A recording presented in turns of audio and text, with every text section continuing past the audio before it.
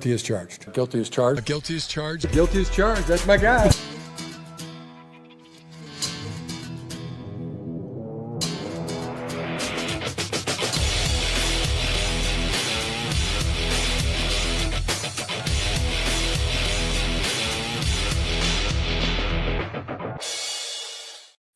Hey, what is up, everybody? Welcome to the Guilty as Charged podcast. My name is Steven, and I am the host, as always, coming to you live shortly after the Chargers preseason loss to the hands of Mr. Stetson Bennett. So we'll get into all of that. Obviously, 23-22. It was certainly a preseason game.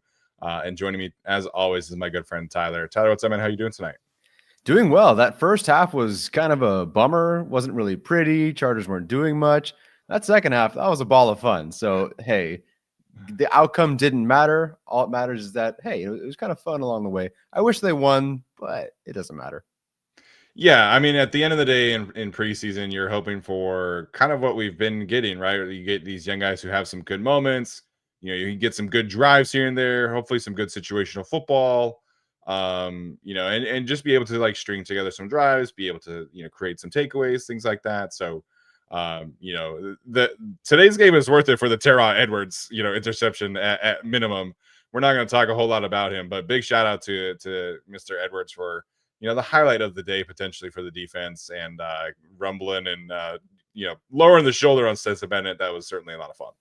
Oh yeah, no, my wife and I were just cackling. You know, it was like a entertaining game as is, but that one was just like stand up and cheer, crowd pleasing moment. The world united. It was just fantastic.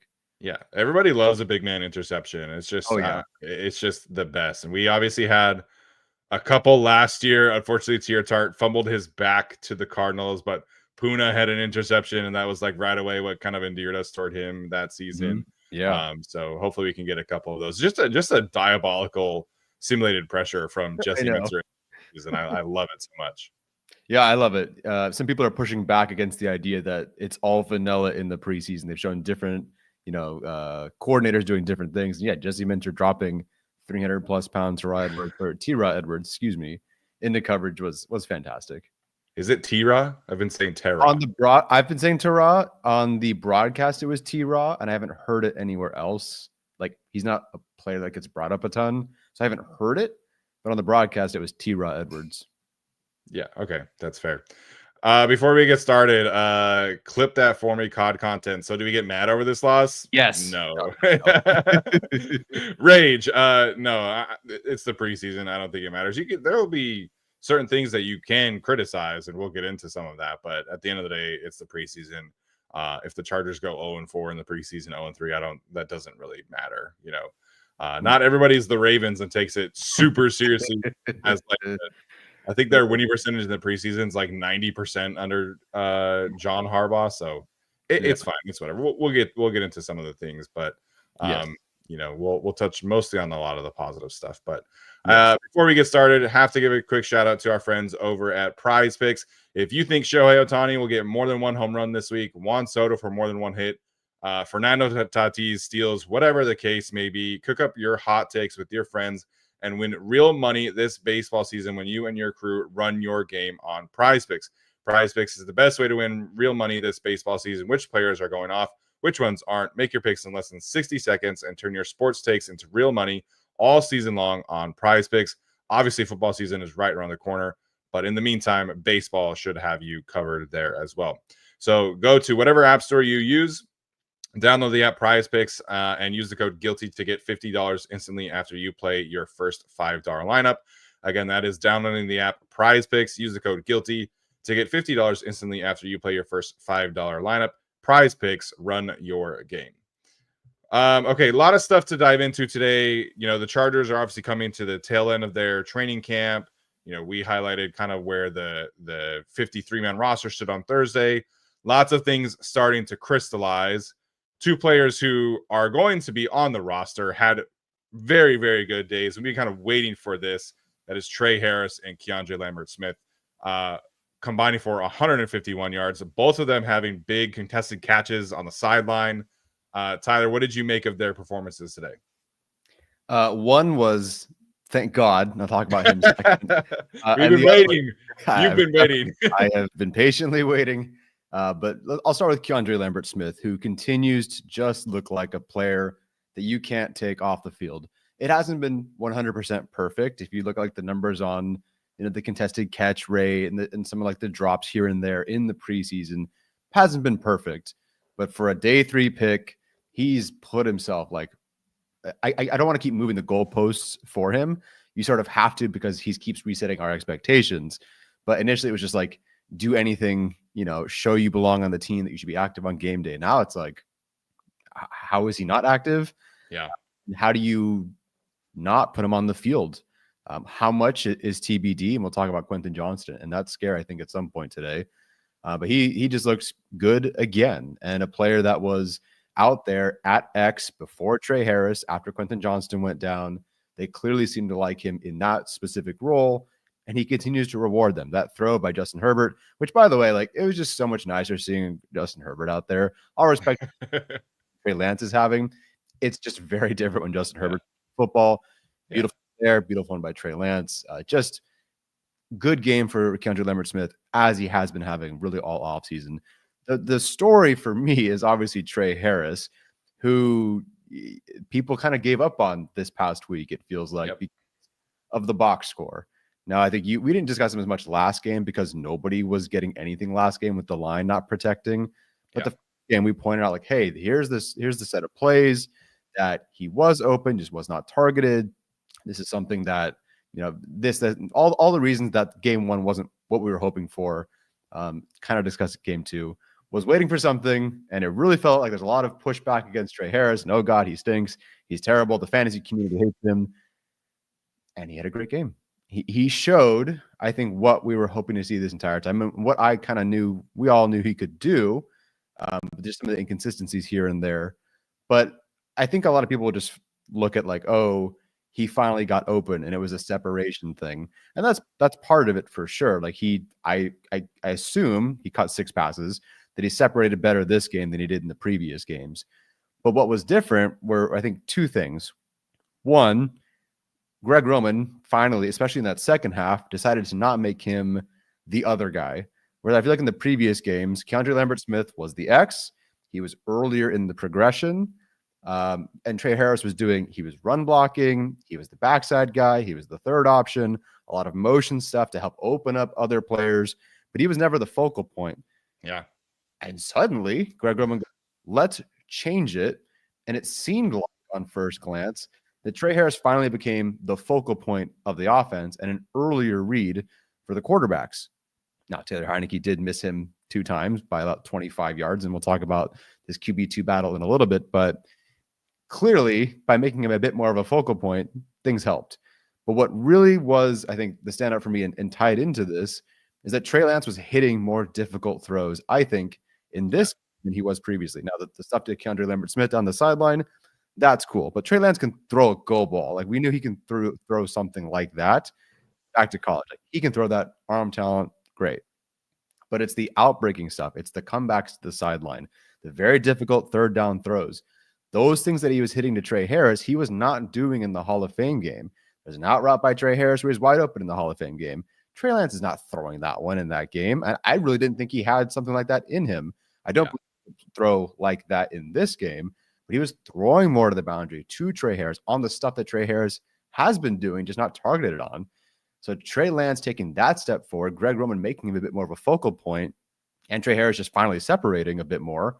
Everything came together to make a very, very, very good game. So both these rookie receivers, I think KeAndre Lambert-Smith is still like more so that vertical threat, that 25-yard, 30-yard, 40-yard chunk play kind of guy. Great role. But it was nice to see Tre Harris do what he's more advertised as in this offense, which is just like intermediate, chain moving, short play, that sort of stuff. And Trey Lance was targeting him. Taylor Heineke was targeting him. And it was so much better this game. So, some people will say like, oh, he just separated better. And yes, that is partially the case. But Greg Roman changing the role here and Trey Lance taking those more risky throws also made a difference here too. Yeah, I think in general, it feels like, the Hall of Fame game offense was like very vanilla. It was a lot of RPOs, a lot of bootlegs, and that makes sense. You're trying to get your backup offense into a bit of a rhythm, and Trey executed that very nicely. last game, they just didn't have a chance to really run anything. And the offense with Heineke was out of sorts. The offensive line can't protect and didn't protect again today. That was another thing we can talk about later. But it feels like Roman and Trey Lance were more aggressive today, and they were particularly more aggressive downfield. Obviously, KeAndre gets the one target with Justin Herbert, which is really, really nice. That was a fantastic route, great catch. But if it just felt like the aggressive targets towards these young players were more within the rhythm of the offense, as opposed to like, hey, we're in the red zone, let's just run a goal line fade kind of situation where eventually Tre Harris is going to be a guy who I think they can count on in that kind of situation. But he's got to learn a little bit more timing with that, as well as connecting with Justin Herbert as opposed to Trey Lance and Taylor Heineke. So I think just the usage of both of these players today makes a lot of sense. I'm sure a lot of people will kind of read into the fact that KeAndre Lambert-Smith was the player to come in for Quentin Johnston after he got injured. But that's, to me, that's kind of just a usage thing. Like, I think, in that particular sense, they were going to push the ball vertically downfield. And so that's KeAndre's role. And so he runs a really nice corner route, gets open, and the Chargers, offense gets going. Obviously, they weren't able to finish the drive with a touchdown, which I'm sure the starters would have liked to do. But we were, heading into training camp, we were kind of wondering, like, okay, no Mike Williams, who's going to be the boundary player for this team? And we pegged that as Tre Harris because we knew that he could do that. But KeAndre Lambert-Smith has quietly made multiple catches on the boundary as well. So I think we were very positive, obviously, after, the Hall of Fame game about the direction of this receiving core. We'll see about Quentin Johnston. I would imagine he at least, comes back to play at some point. But these two guys showing this in the preseason is just going to continue to help them ascend as they kind of get into the rhythm of the first team offense going forward. Yeah, I am so curious what this Quentin Johnston situation is going to be. Like, I don't think he'll miss week 1. It seems it's a concussion. I'm pretty sure. I don't believe Jim Harbaugh or anybody has said anything. I don't know, man. I just don't know. I know it's one game for Tre Harris, but it's been a long time for KeAndre Lambert-Smith. I know they're invested in Quentin Johnston, and QJ was a starter. Like, the first 2 receivers out were McConkey and Johnston. Like, they have pushed their chips in on Johnston being that starter for them. But I don't know, man. I don't know how you put him on the field as often as they maybe were hoping to with the way these two guys are playing. I don't know. Jim Harbaugh speaking now. Alex Ansdorf is doing his weekly routine with the press conferences. Confirmed that Quentin Johnston does have a concussion. He was taken to a hospital as a precautionary measure. Initially, when it was reported that like the stretcher was coming out, I was like, okay, this is maybe more of like a neck thing. But then he's able to stand up on his own, get into the car on his own. That's obviously a great sign, from a mobility standpoint. And so the concussion, it's not ideal, obviously, but he's maybe misses this week of practice. We have 3 more weeks until the game, so I would imagine that Quentin is fine, unless this is, a horrible, horrible concussion. But I think he will be fine, for week 1, if not like by week 2, kind of the worst case scenario there. Yeah, I think so as well. Hopefully, like, no matter what, when he went down. By the way, the ball was like tipped by the DB. Theoretically, yes, he did drop it because it did still hit him in the hands, but the trajectory did change a little bit. But regardless of how you feel about Quentin Johnston, people in the chat or on social media, I hope he recovers. Yeah. I hope he contributes to this team. I hope he's okay for week 1.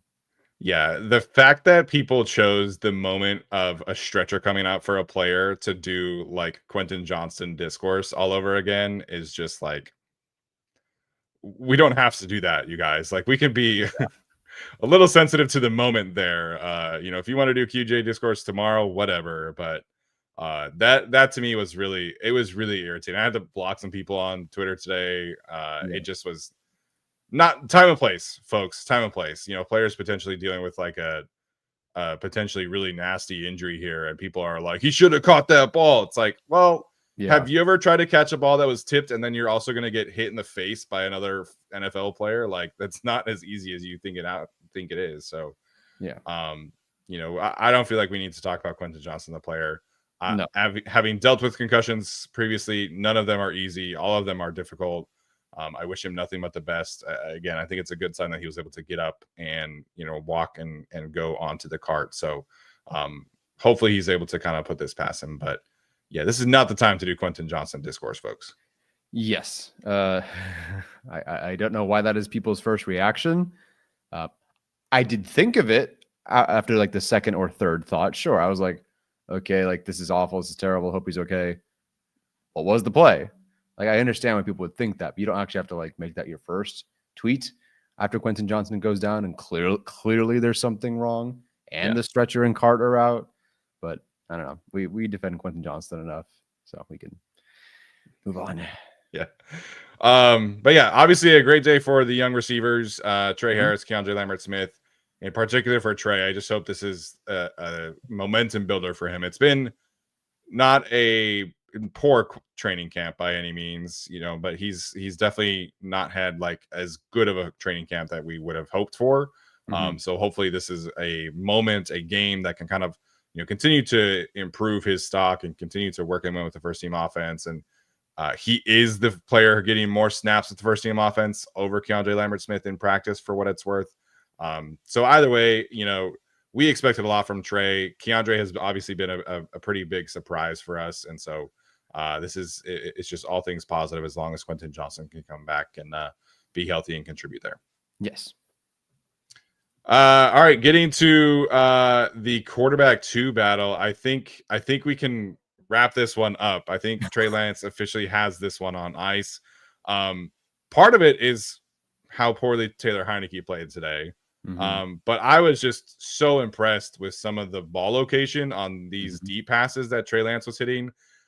Even though the 2 that DeLamon Campbell was not able to track, like those were like really, really good passes. He lasered a ball in there to Aranda Gadsden that the safety, broke up, but it was perfect timing, perfect location. He's just made some really big strides with the Chargers over this preseason. As far as I know, he's at 0 turnover worthy passes, which is a huge thing for him individually. And so I just think we continue to see his growth. We continue to see his talent. And I got a lot of pushback earlier this week from folks trying to say that he was QB2 already. And then you go out and you see the way that these 2 quarterbacks played today. And I think Trey Lance just has wrapped it up. I was a little surprised that they sent Taylor Heineke out there first after last week and the way that went. But hopefully Trey Lance, to the coaching staff has shown what I see, and that he is very clearly the better option right now. Yeah, now it's not even close. And people are very quick to, after the first game, to be like, oh, it's not even close. Like, it's over. And I agreed, like, Trey Lance did play better that first game. Heineke didn't play. But, like, Trey Lance looked good enough to be QB2. But now it's like, it's not even close. It's astounding and confounding how bad Taylor Heineke looked in this game. Last game, combination of, like, KeAndre Lambert-Smith drops a pass. Protection was terrible. They tried Andre James at left guard for the first time ever. And that didn't work. Like, there was a lot of reasons why that last game didn't work for Heineke. And also he didn't play that great. This one, I mean, the 2 throws to Tre Harris, I don't know how you can miss that bad. I understand in the game against the Saints, like there's that one, I think it was like Conklin missed by a little bit. All right, like not the easy. Yeah, it was like fingertips, Yeah, like small miss, not an easy catch or not an easy throw. Fine. This, I mean, it was terrible. Trey Lance by himself deserved to be QB2 based on how he played so far, and definitely in this game. As you said, ball placement, wonderful. The boundary stuff, wonderful. The outbreaking stuff, the throw to Gadsden. Because like week 1, you said it was almost kind of vanilla, more conservative, both in like play call and style and lack of aggression. This one, it's like let's get it, and the anticipation to Tre Harris on the comeback on 3rd down, getting it to the boundary, getting it to Gadsden. Like there was just, it looked great. Like Trey Lance looked really, really, really, really good. I don't know, like officially, if by passer rating that's the best game a Chargers backup has played in the preseason, but that's to me the most impressed I've been. Like they were genuinely like kind of Herbert level throws, like starter good throws out there, and timing and anticipation that we haven't seen. So another couple of steps forward. So on his own, he deserves QB2. And Heineke was terrible, like dreadfully terrible. Whatever we thought about him in terms of like trade compensation, I think that's out the window. He looked awful today. So it is not Trey Lance's best passer rating game himself as a Chargers backup. Obviously, his week 1 game where he was able to kind of have fewer drops and things like that, threw 2 touchdowns. That was much higher. So he finishes 7 of 15, 121 yards, 8.1 per, 74 passer rating. Heineke was 6 of 11, 56 yards, 5.1 per, and a 68 passer rating. So in terms of passer rating, not that far apart. Obviously, I if Trey gets one of those deep balls to Campbell to hit, if he gets the touchdown to Gadsden to hit, great play by the Rams safety there, but just Trey Lance was really close to like a great game. And yeah. I think even without that, you can just look at the tape and be able to see he's just a much better thrower of the football right now, and he's obviously more athletic as well. So yeah. I think I probably agree about the Heineke trade thing because he has played that poorly. Yeah. And I think there's a lot of other potential like backup quarterbacks who might be available for trade that other teams might be interested in. Like Jameis Winston is probably the 3rd quarterback in New York kind of thing. The Buccaneers have Teddy Bridgewater now. Maybe a team could convince them to get rid of him. So unfortunately, I think this is probably trending towards Heineke getting cut. Maybe he'll come back on the practice squad, and I'm fine with that. But as we discussed on Thursday, you just can't justify, if both quarterbacks are playing like outstanding, sure, keep the 3, I guess. But with this roster in particular and Heineke's struggles, I just think you have to do it. To me, like all of the throws that were like outside-ish to the left, like left hash and out, were just horrible. Like he threw KeAndre Lambert-Smith into 4 defenders. Yeah. And then had like 3 passes worse than that. It was rough, man. And like last week, I think, first time in a preseason game for the season, you're kind of sped up a couple of times. I think you can kind of justify that. For all of his worst throws to come after his good drive, I think is tough. So to me, this was trending towards Trey Lance wrapping it up. I think today all but sealed it. I don't need to see Taylor Heineke again next week. I think you can give all the reps to Trey Lance and just let him have his little revenge game moment against the 49ers and call it good. Yeah, I agree. I don't think there's really a whole lot more to prove that he would suddenly show in a 4th game. It's such clear separation at this point. I don't mind if Heineke just give him 3 quarters, just let him try to salvage any of that trade value, I suppose. Not a great one from him. Yeah, a couple of people asking about some players who are injured. Darius Davis is one of those. He has been injured for, I think, did he play against the Saints? I don't think he did, right? I don't recall if he did. So he's been injured for a little bit here, which obviously has led to some of the other players, including KeAndre Lambert-Smith, getting a return. It didn't exactly go well. But hey, man, KeAndre Lambert-Smith also had a special teams tackle. I forgot to bring that up. At Gunner. So shout out to him for that. Eric Rodgers is in a walking boot. So I would imagine he potentially could start the season on IR. I mean, he's not going to make the 53, but unfortunate for him, he has this breakout performance and then has a high ankle sprain or whatever injury is he's dealing with, but he is in a walking boot right now. That's a bummer. Okay, before we get to some more offensive takeaways here, our audio audience is going to take a quick break. Our YouTube audience is going to continue right along here. All right, let's get to the running back situation. I don't think I'm super concerned about the running backs. I think I'm going to watch tomorrow's tape and not be very happy with the way the offensive line played. Right. But officially, Kamani Vidal, Rocket Sanders, who took the bulk of the snaps today, combined for 15 carries, 26 yards. Both of them were under 3 yards per carry, obviously, with that average. Kamani was at 10 carries for 16 yards. 1.6 yards per carry. His longest carry was 4 yards. Rocket Sanders did have a run of 10 yards and then 1 yard on 4 other carries. So I think I'm of the mindset that this is an offensive line issue today. What was your impression of the way that unfolded this afternoon? Yeah, I definitely think so. Now, Sanders with that early run, bouncing it and like able to pick up the first down on that nice run by him, that caves a little bit of separation for him and just showed what he can do. He did the kind of the same thing last week on his touchdown run, but yeah, the blocking was not great. It felt like, even in particular with Vidal, every single time he touched the football, he was met in the backfield. Like he was not getting anywhere. Yeah. Which also could speak to, maybe them looking for somebody else. Maybe it's Miller Hines, maybe it's Sanders. Because if you can't create, like J.K. Dobbins had to create out of nothing several times last year because of the blocking. And maybe they need to find someone that's not Vidal who can do that. So, if Vidal's a good runner with 4 yards of carry when all's good, great. It rarely is perfect. And the Chargers offensive line this year is not going to be great, I don't think. So maybe could lead the way for somebody else. What did you make of Haskins not getting a touch at all?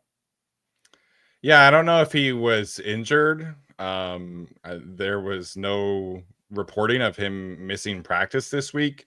But he was, I don't even think I saw him on special teams. I'm not going to sit here and act like I was counting the players on special teams, but usually, just his size and profile, he stands out on special teams, and he's usually the guy next to the kick returner, and then he ends up blocking. I don't even think I saw him out there for that. So it was fewer reps for Miller Hines for sure. And then Haskins didn't play. So I wonder if that's the Chargers just kind of saying we kind of know who we have in Haskins. He's going to make the roster. Let's get these other guys a ton of reps, but he could be injured. We have no idea. So nobody asked about him in the press conference, as far as I can tell, after the game. So we'll see if he practices on Monday, and then that will be kind of an indication for his availability. Yeah, we brought him up last game. Statistically, especially as a runner, he has been their better runner, yards per attempt, yards after contact per attempt. We've seen him improve in the regular season, play in the regular season, lead on blocks. Roman trusts him, Michigan guy. I do think that he is now safe, even though we would have guessed he was safe anyway with the Najee Harris injury. But he strikes me as RB3 if Harris is healthy right now. And now it's really up to Vidal and Sanders to make their case for RB4. And I'm starting to wonder a little bit. No, I can't say that because obviously there's Najee Harris injury. I'm just curious how long they'll carry the RB3 who would be RB4 if Harris were healthy. I don't know. I just don't really see anyone breaking away just yet and then being okay with one of the 3 on the practice squad. Yeah, I just wish we had a more clean evaluation of this. I think, one of the after effects of losing Rashawn is that it just pushes everybody up, right? So you barely get any reps with, in the first game, Trey Pipkins and Jamari Sawyer are out there, and Zion Johnson was out there, and they played a few drives, and today they get the 1 drive and then they're out. And so you're getting David Sharp and a bunch of undrafted free agents out there blocking for 2 guys who are trying to figure out if they're RB2 or not. And not that I want the starting offensive line out there for the whole game. This is more so just kind of a complaint about the lack of depth. And every offensive line, every team in the league has a lack of depth. But the Rams running backs got any clean evaluation that they could possibly want today with their offensive line. So they have a few draft picks who played today, and Branson Taylor, Carson Barnhart were in the backfield in the wrong way all day long. So I do think that naturally Rocket has a little bit more creativity about him. Even I can't remember if it was right before the half or in the third quarter, but there was a run where he broke 2 or 3 tackles behind the line, and he was so close to popping it. So I do think he just has better creativity than Kamani. And he had 2 catches today as well. But Kamani to me has improved so much as a pass protector. As Alex has pointed out, he's a core 4 special teams player, which is an improvement for him. So I think the Chargers will be comfortable having him on the roster just because of those 2 things. But I think in terms of who will carry the football more, I think that's probably Rocket if I had to guess right now. Yeah, I could see that. Yeah, Thomas saying, can we have a discussion about Mike Devlin? I don't know, man. Like this is not good. Like I know that Branson Taylor has been bad, but has been injured a little bit, but he has been not very good either. For whatever reason, Carson Barnhart is like, just gets a ton of reps out there. He's bad. I think like there's not many like young offensive linemen who are like making strides with this group right now, and so Right. it's a lot of this is like, they had to put a lot of their resources into like getting weapons and things like that, but a lot of this is the result of drafting one offensive lineman outside of Joe Alt in the last few years, where the Rams got to play Bo Limmer today, and they got to play what's his name, Lampin from North Carolina today, like guys who they drafted and are investing time into. And the Chargers, again, it's 4 undrafted free agents and David Sharp. Like some of this is not his fault, but some of this is definitely like, okay, man, like we're seeing all of these other coaches develop players, and the offensive line is just like the same issues over and over and over again. Yeah, that's the problem. So obviously, like the younger players or the starters from last year, that whole interior not working out, that was a bummer. Lack of progression, it really kind of seems this year as well. That's a bummer. But I don't really hold too much against him for, like you said, the David Sharps who just signed, 5 days ago, not playing great, or Carson Barnhart, who we didn't like love as a prospect at all, not playing that well. Like I don't hold that as much against him, because at that point it's more so who they're surrounding Devlin with in terms of talent. Because like you said, it's Joe Alt, Branson Taylor learning how to play guard, had a false start today, and that's it. That's kind of really all they've done in terms of like drafting these guys. So I don't know. Devlin is definitely, fair or not, I think the least doing gooder of all the position coaches. Yeah, I don't know, man. Like when I went to training camp last year and I'm sitting there watching Devlin run drills with Nick Hardwick and Mike Ayupati, and the offensive linemen seemed to be taking the coaching really well, and I was like fully bought into this offensive line culture being like legitimately going forward.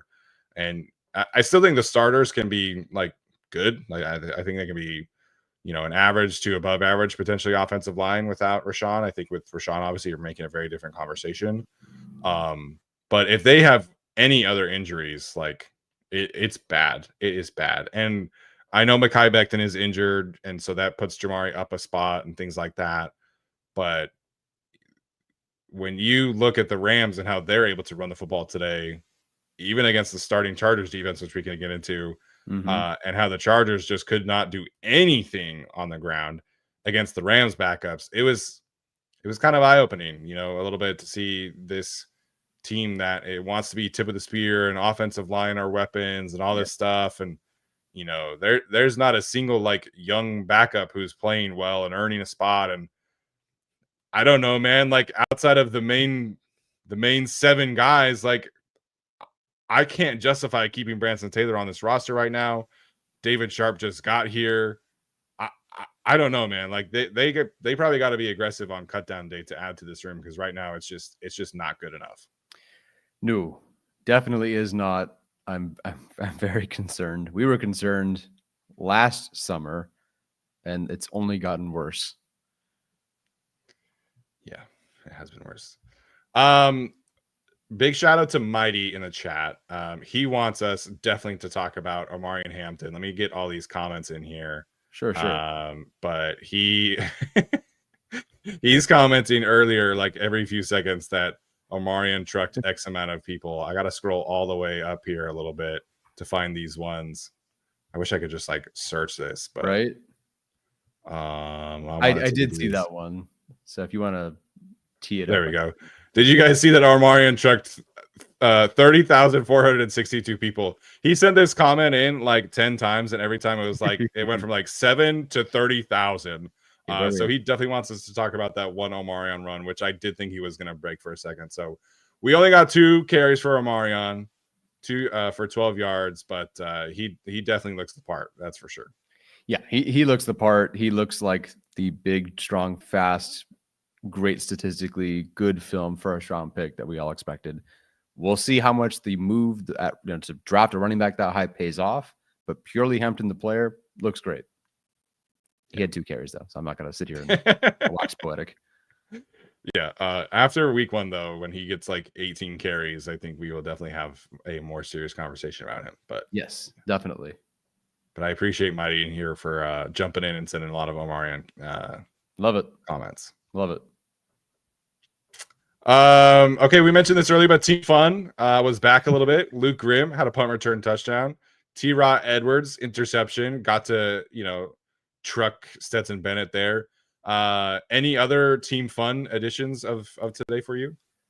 There's definitely a Team Unfun that I could list, but I think in terms of Team Fun, not that there aren't players who had good moments, but a big man pick, punt return for a touchdown, that's good stuff. So yeah, Team Fun for these guys. I don't know if they're making the Chargers team, but they are definitely Team Fun in my hearts. Yeah. Yeah, there's like a lot of fans out there for Luke Grimm. People talking about him making the roster. So, yeah. Heading into the training camp, we did the Michael Bandy, Prole Award. We should have put Luke Grimm. It was just like the most natural thing for us, but yeah, he was hurt. I think he was practicing at the time. I think we picked Gadsden, who's not as involved as I would have hoped.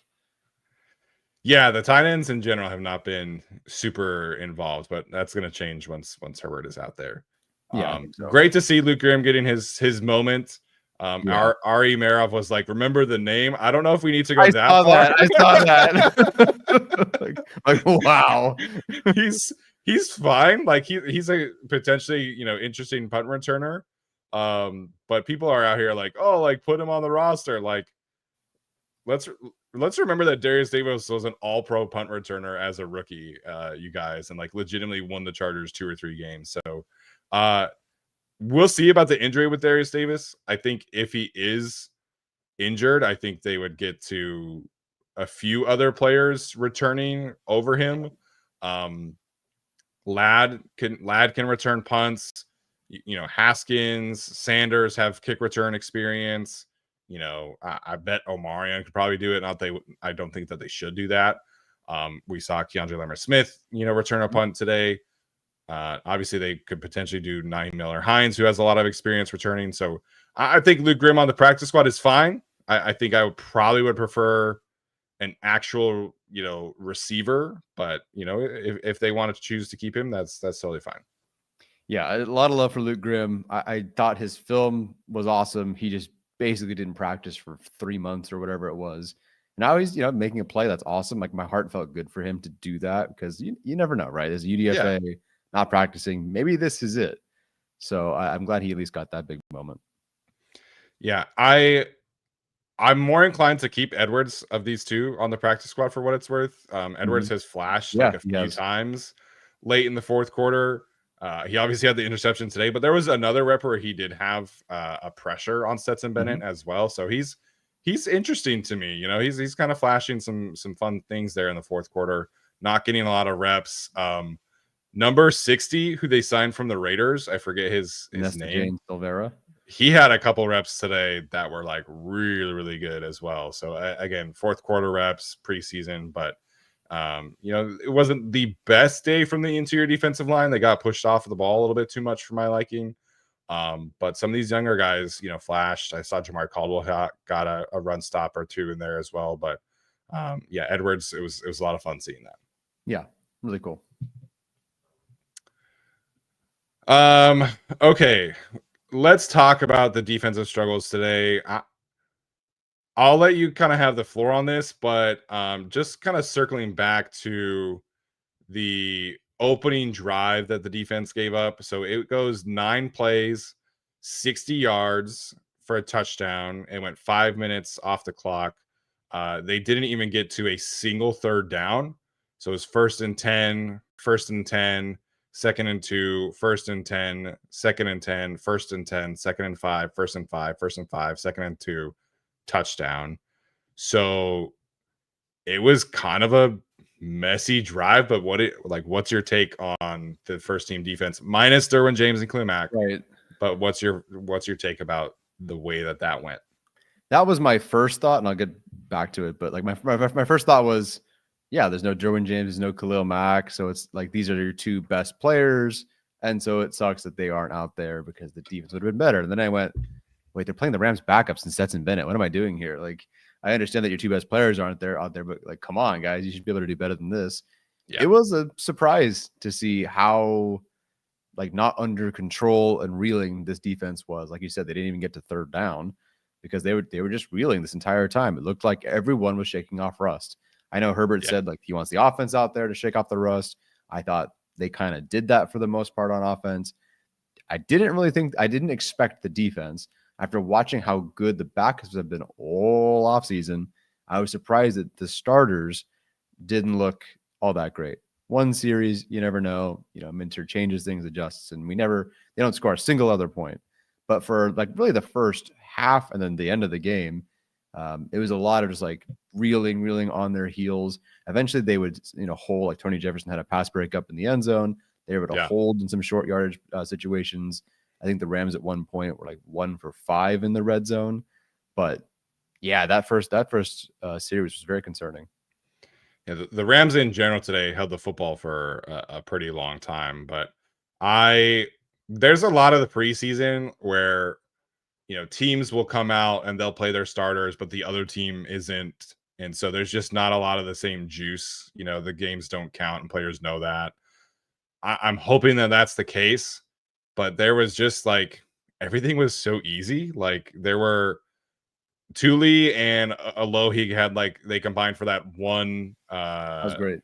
That one run stop, and other than that, every other play was like just here's an 8-yard run, here's a 15-yard completion. Yeah, there's nobody around this player. Like it was not that I'm gonna like freak out about a preseason performance game here, but I was definitely surprised that they came out and looked the way they did. Not that I was expecting, oh my gosh, like 3 and out, like 2 sack kind of thing, like right off the bat. But when they kind of got to midfield, I was like, okay, let's, they've had a couple plays, like let's settle in. And then they just like walked into the end zone essentially. So I was definitely surprised. I cannot imagine that Jim Harbaugh and Jesse Minter are going to be very happy with that. I don't know if the first team defense will play next week after that, but I kind of feel like they should. Like, you don't want to play in a preseason game. Well, I'm going to make you do the next one and get these other extra reps out here. So I kind of think they should play again next week. Yeah, it's definitely possible. It also just looked like a defense that does not have it's a defense where their front prioritizes stopping the run over rushing the passer. Not that they stopped the run all that great either, because Blake Corum was looking pretty good there for a second, had me a little nervous about my draft takes. But they also don't have much of a pass rush either. They don't have like an elite set of corners. So these things were kind of rearing their ugly head in this game. And hopefully it's not a sign of things to come.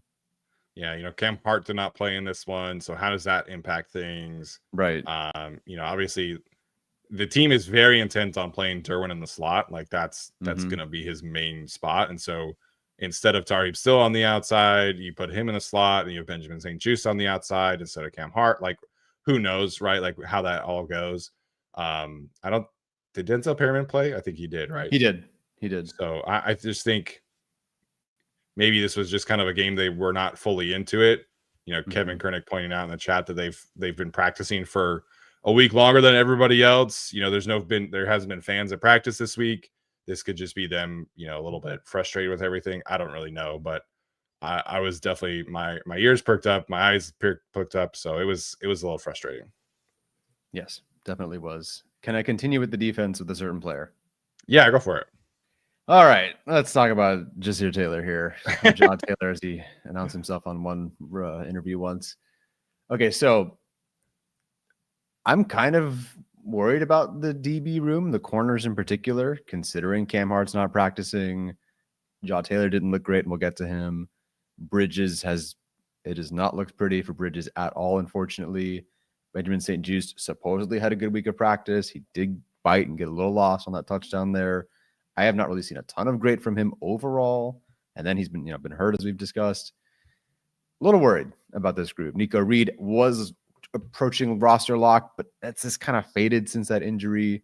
Eric Rodgers is hurt, so they had to sign 2 players. I'm a little worried. But Jaw Taylor, man, Someone said earlier, like we are like, are adamant about Jaw Taylor making the team. I promise you guys, it is about, and specifically only about special teams. Yeah, we're not blind. It is. We know what this looks like on the preseason games. It is getting more and more difficult for me to even justify that being a reason to keep him. Him being healthy is going to make a huge difference because it's him, and that's basically it. For guys that have stayed healthy all off season, including some of the safeties. But man, it is getting more and more difficult to justify keeping him specifically for his special teams role. Granted, Dean Leonard also didn't play today. So yeah. I think he's the strangest roster lock we've had because he purely is just available and plays special teams. At least like Simi Fehoko, you're like, okay, well, run blocker, some vertical stuff last year. Like, you can kind of see that. Stone Smart, same deal. With Jaw, man. They don't have another option. So I think he's going to make the team, but I say that and believe that less every single day. Yeah, again, he could be one of the players who's like, man, I'm out here in the fourth quarter of a preseason game with all these other guys. Like, I've been on the team for 4 years, etc. He was a locked-in starter heading into last season. Like, the Chargers did not even think about a competition for the starting slot position last year. So I have no idea. Daniel Popper and these guys who are at practice every day have said that he's like making plays in practice and he's having good days. And then he comes out in the preseason. In the Hall of Fame game, it was bad. Last week, it wasn't bad, but he was out there in the fourth quarter, right? And then today, he gets burned by can't even remember who scored the touchdown, but and then I love Britton Covey. He's a Utah legend. But he should not be somebody that is, cooking you off the line. As a receiver, he's a great punt returner, but he's not somebody who should be routing you up out there if you're a potential like starting caliber corner. So it was tough. And then he missed the tackle and run support. There was the Hail Mary situation that was less on him and more on Bridges and Williams, but he's sitting there like waiting for the ball to be batted down. And I'm like, you gotta go make a play on the football. So my defense of him, if you want to call it that, has been because he's such a good special teams player. But as a pure cover corner, like he has regressed in a very big way.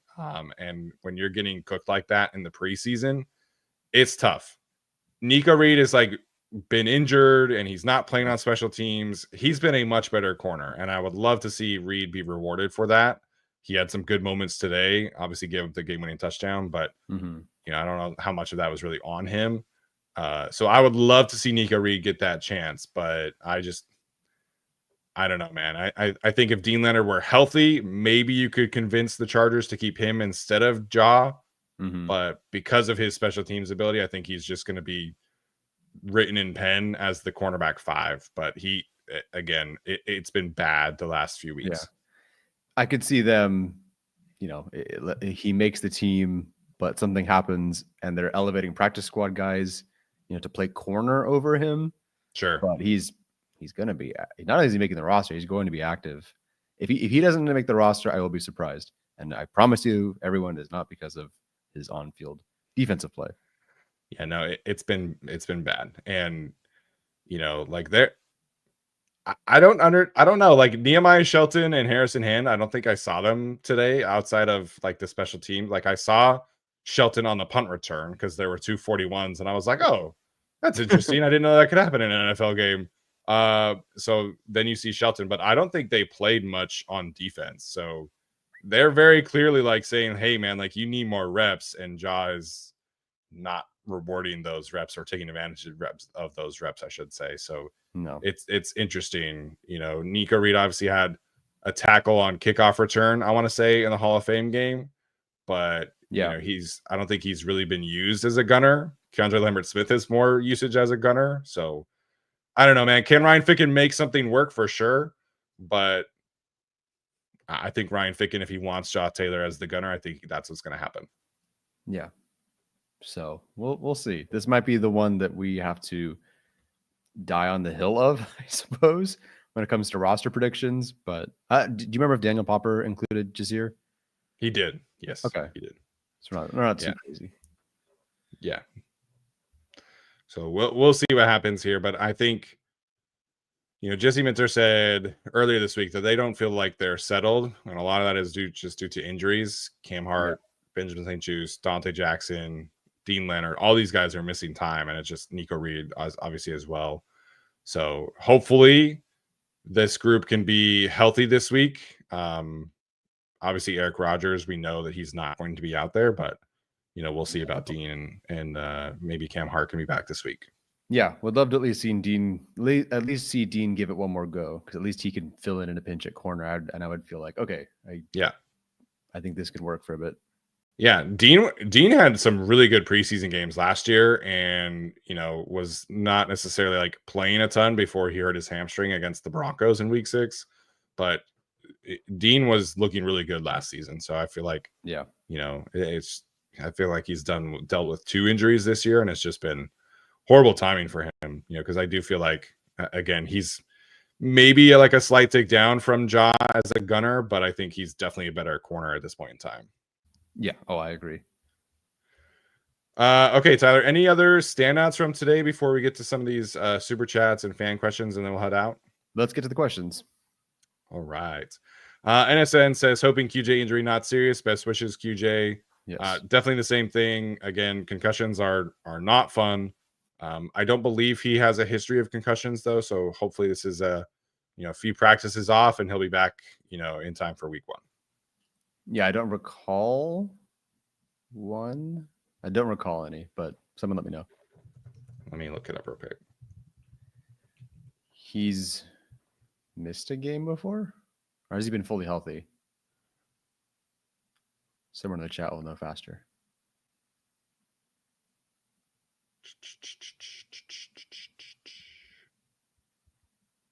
I can't find a history. I just find everything about today. So right, all good. We'll see. NSN with another one says, I had faith in Trey. Let's go. Obviously, I think the bulk of the fan base is wrapped their arms around Trey. So hopefully that can continue for everybody. Yes, at least we can all relax. Like, he does exist, and yeah, the fantasy aggregators can chill out as well. Like, my goodness. I know. Good gracious. Dre says Nico and Mickens really generational. Wow, man. Mickens, we got to hit the jugs machine, my guy. He should have 3 interceptions this preseason. But he's been good. He's had some really good moments as a tackler. Again, 3 plays that should have been interceptions. So I've been very happy with him. Yeah, he's an awesome tackler. That was definitely apparent. Like, he can I see him at least on special teams. Right place all the time. Just I don't know why he can't catch one of these. He'll get, like, the good news is he's done it 3 times. Yeah. Like, it's gonna result in an interception. That shows the brain power is all up there, working just fine. It's just catch the thing, man. Yeah, in terms of Nico, I am curious. Like, he's definitely one player where I want to go back and watch the tape, because he had the one pass breakup on the sideline. There was another, couple other good reps, and then he gave up the touchdown. But I want to go back and see, like, really what does it look like on tape now that he's presumably back and healthy and out there. Yep. Dark Samus says the Bama RG owned Norman Lott last year. Roberts. Sick. Cool. He says Chargers fans wanted Jaden Roberts to declare. Cool. I don't know who that is. Me neither. And to be fair, a lot of people own Norman Lott last year. So yeah, we played like 40 run defense snaps. Yeah. Zach Pearson, big shout out here for the super chat. Really appreciate everything you guys do. Not only love the Chargers coverage, but love you too as human beings. Oh, that's nice. Thank you, Zach. Who's going to be the most unfortunate cut? What new addition adds the most value to the team? Bolt TF up from UT. Let's go, Utes. I don't know if this counts as an unfortunate cut, because, no, I think it would. I kind of think Tremont Morris Brash actually gets us over Caleb Murphy. I think there's a little chance. Again, like, as of last week, we'll see about this week.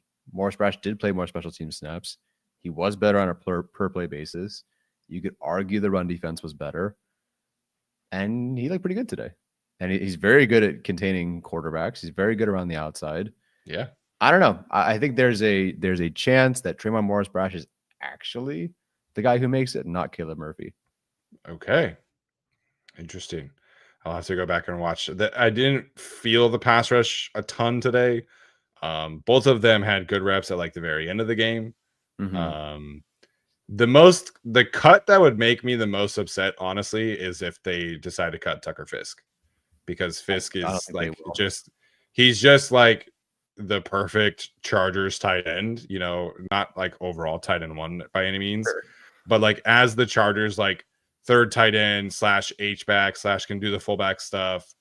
Like he's just such an awesome blocker, and you know, just this 280-pound tight end, like it just fits this regime so much. If they cut him, I will not be happy. Yeah, I would not be happy either. I think Tucker Fisk, as long as everything goes okay in the next couple of weeks or so, I'm probably going to find a way to make Tucker Fisk make this roster, because I just believe that's so much their identity. Right. And again, we've talked about the lack of blocking. Like, okay, we have injuries in the blocking unit. Let's remove our second best blocker, arguably your next best blocker at tight end. Like we're struggling to block, we're struggling to run block, struggling to pass protect. Let's cut our best blocker. And I was like, I don't see them doing that, even though it's, you know, quote unquote, so easy to stash it. To me, it's almost like Tony Jefferson. Like, do you need Tony Jefferson on your roster? Like, maybe not necessarily, but and people will try to like make that work and cut Jefferson, but he just kind of, I don't know, he just fits. He's earned it. I think Jefferson and Fisk are both going to make it. Yeah, if you could pair him and Disley out there together, man, like the Chargers tight end blocking unit is just like so proficient. So hopefully he can make it. If they have to do some roster gymnastics, like unfortunately the tight end 4 who's a blocker only is probably somebody that they might have to cut, but it will make me upset for sure. Yeah, I think someone would pick him up. Josh Albertson says, I made a ton of money betting the over on the number of Charger starters that would be injured this game. Thanks to our friends Price Picks, I am now rich. They must not know Chargers history. # easy money.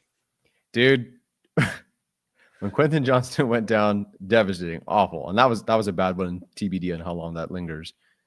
And then Gilman went down, and then KeAndre Lambert-Smith went down. And then Heineke went down. I'm just like, can we just? David Sharp was out for a few plays as well. Yeah. I think that was it. The fact that that was a rough start to the game.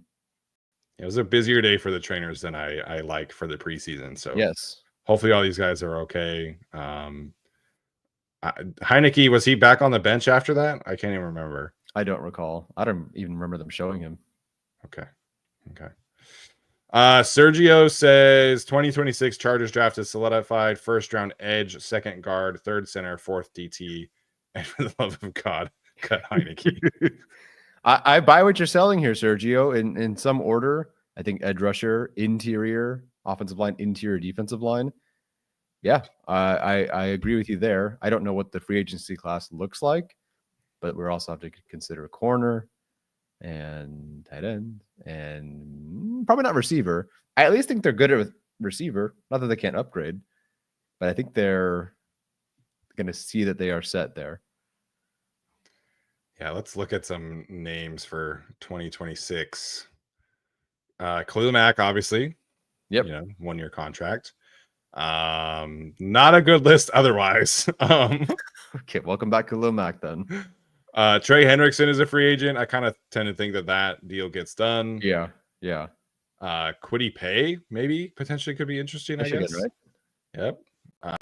Odafe Owe, former Raven, could be interesting, but hardly a star player. Yeah.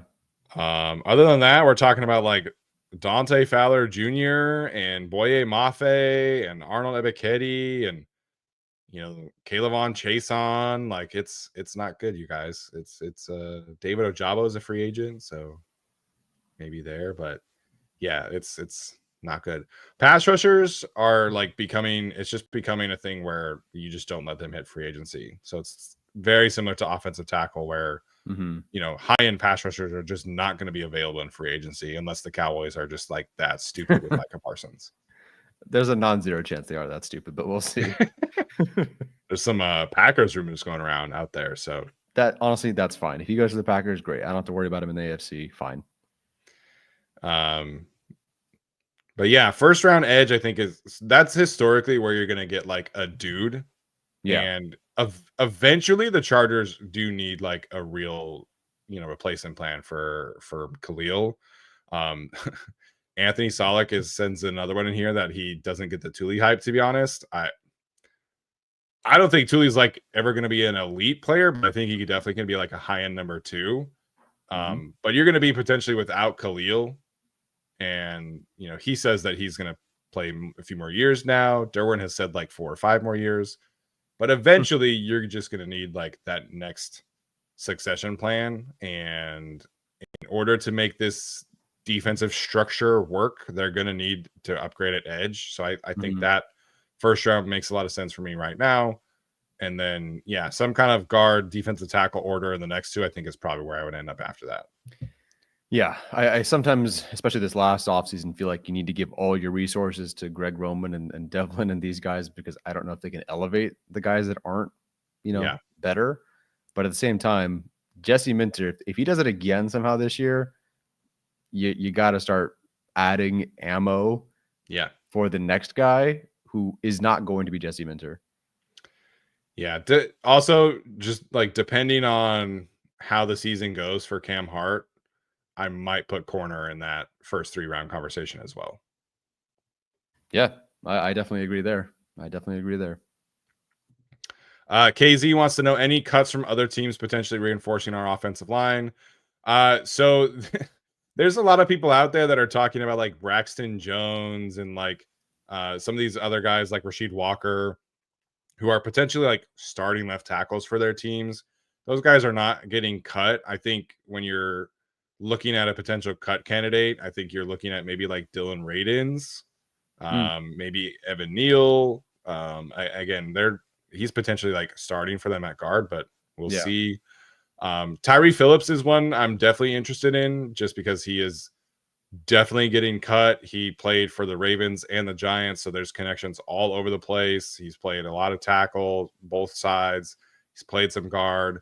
I don't think he's like an amazing player by any stretch, but he's firmly above the David Sharp line, and that's really where the Chargers need to get to.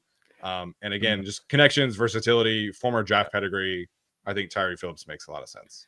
Yeah, I think Sharp feels like an interim. We need a body. Like right now, let's go sign a guy, bring him in. But I think they will look for.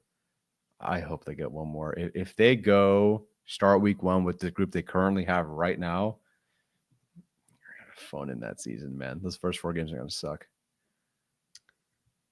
Yeah, I don't know, man. I think that the starters can be like fine. I think they could be the 20th best offensive line in the league, but it's just like such a far cry from where they used to be.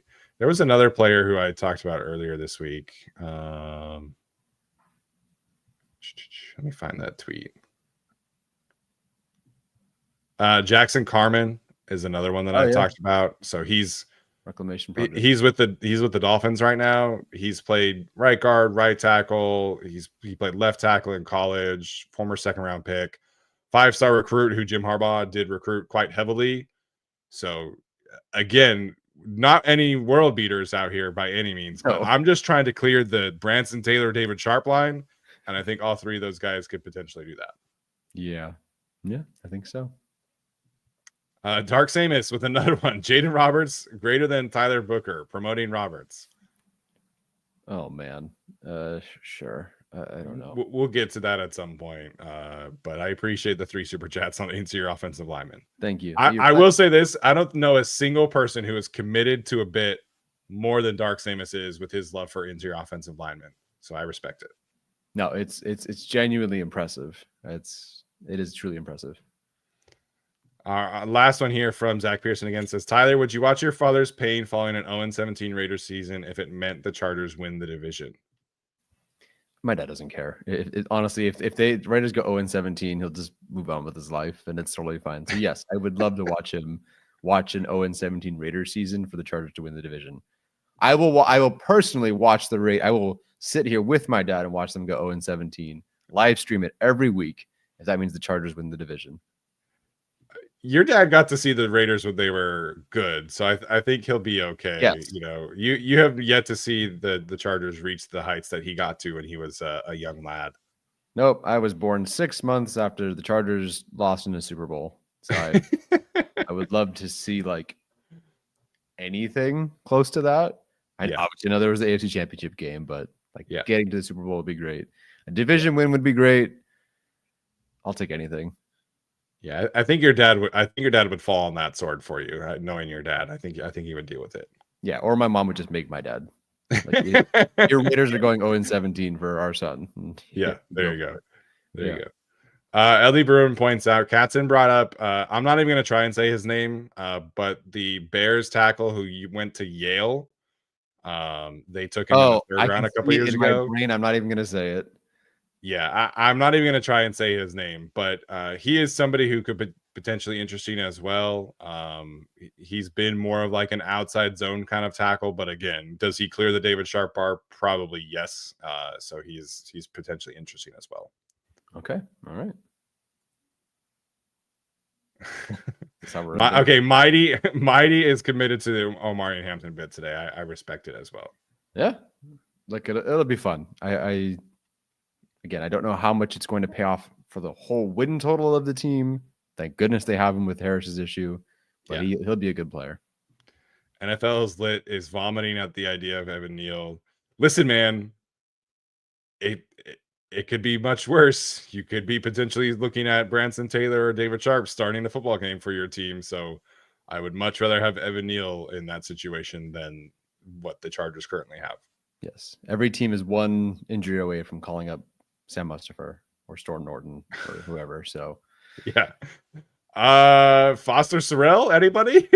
He's going to get cut from Washington as well. I honestly wouldn't be surprised, especially because they did experiment him at guard last year too. Yeah. Thomas Martinez, big shout out to him. I will not share, but he had a fun week. So I'll let him share when that's appropriate, but fun week for him. He says this upcoming class is solid for edge rushers. Solid, not great at the moment, for what it's worth. All right. Jadeveon Clowney, it is 2026. He's still not on a team, man. Same with Zadarius Smith. So I think that's pretty interesting. We have one last super chat from Dark Samus here. Okay, go ahead. All right. Evan Neal's freaking strong. Love him. Are you an Alabama fan? Do you just love all Alabama players? Because that's kind of the vibe. That's true, huh? Yeah, it hasn't been enough years for me to, but now I think you've pieced it together. You pieced it together. He was all in on Tyler Booker. Now he's all in on Evan Neal. Was he much for who was the Georgia center? Wilson? No. He did like Wilson, yes. So maybe not. Maybe not. Zach. Tyler, would you endure severe irritable bowel syndrome for the last 2 minutes of every game this season if it meant they won the division? Yes. Yes, I would. What a question. What a question. Folks in the chat. By the way, is nothing. All I have to do is 2 minutes of irritable bowel syndrome. That's nothing. But I think this is specific. This like means that you're going to miss the last 2 minutes of every game, though, I assume. But I'll know they won. You know, technically, like theoretically, they won.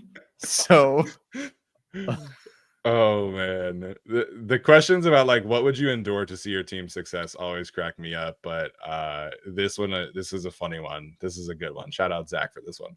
Yeah, if I gotta go like full like Dumb and Dumber on the toilet for the last 2 minutes, or just like White Chicks thing, just like knock people out. And yeah, what level of IBS are we talking about? Are we talking about like Bridesmaids bad, or are we talking about Dumb and Dumber bad? Oh, but it's in my pants, so I have to have IBS in my pants.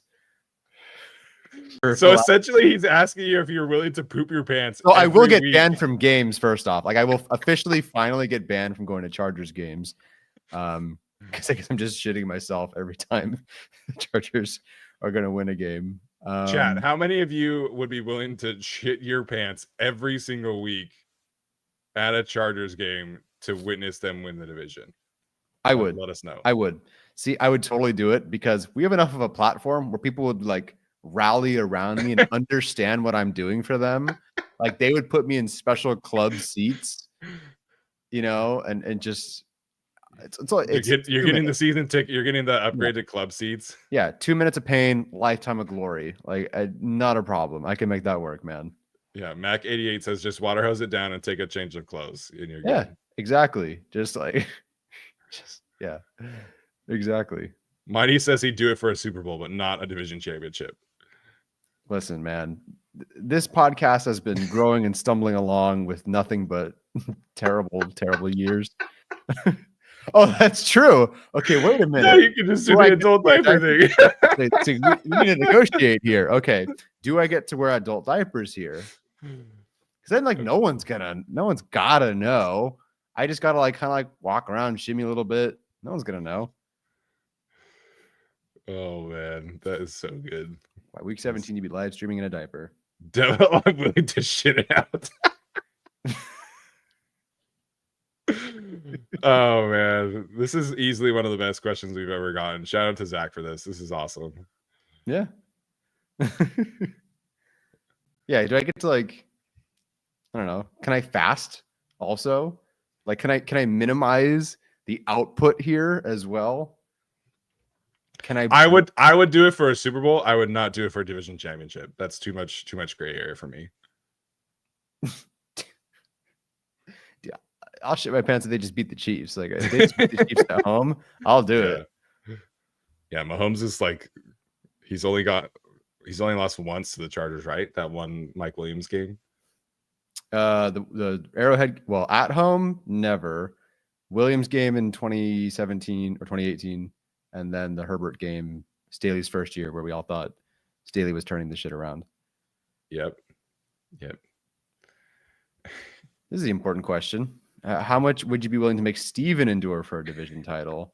That's a completely different question.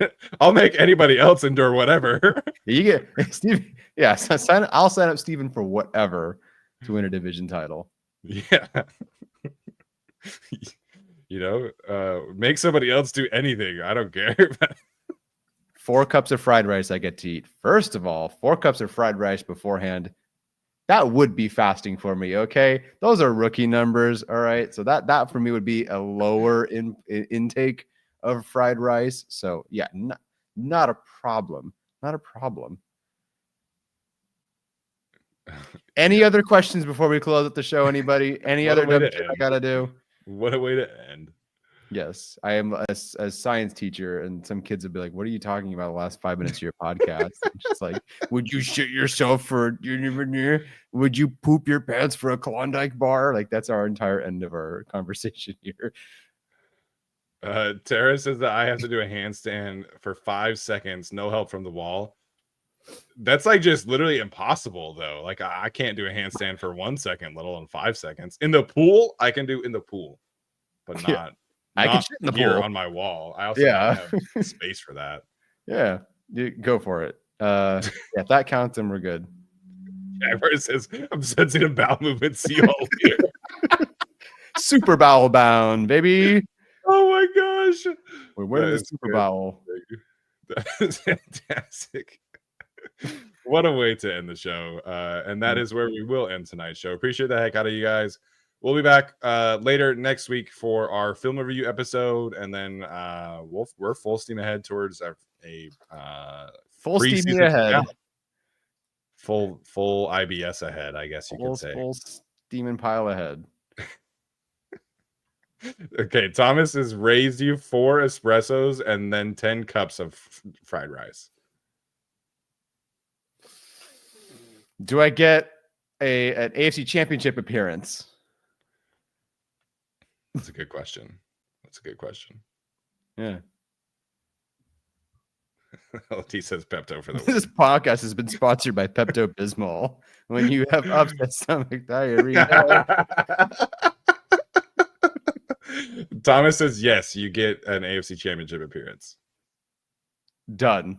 Not a problem. I'll be wired. I'll be absolutely caffeinated to the eaters. Yep. Yeah, let's do it. There you go. I do it for you guys. Yeah. The things I would do for you guys. We are podcasters of the people for sure. Yeah, exactly. Anyway, leave us a rating on Apple Podcasts or something. Yeah, there you go. There you go. Thomas says his wife is judging us so hard right now. Yeah, hopefully all your wives are cracking up as much as we are. If not, it is what it is. Yeah, if you're wondering why the Chargers brought us on, this was it. This was specifically the moment where they realized, like, oh, okay, that's these guys. Yeah, and if you know anybody that works at Pepto Bismol, hit us up. We can definitely sponsor the show. Oh, dude, I'll pine for whatever. I'll pretend I've got whatever problem I'm supposed to have. Yeah, Pepto. Yeah, we're not picky. Man. Yeah. I don't know what else there is. I can't think of anything else. Yeah, we're not picky. Not picky at all. All right, you guys. This has been another episode of the Guilty as Charged podcast. Thanks for tuning in. Thanks for the laughs. We appreciate you so much. This has been a fun one for sure. As always, bolt up.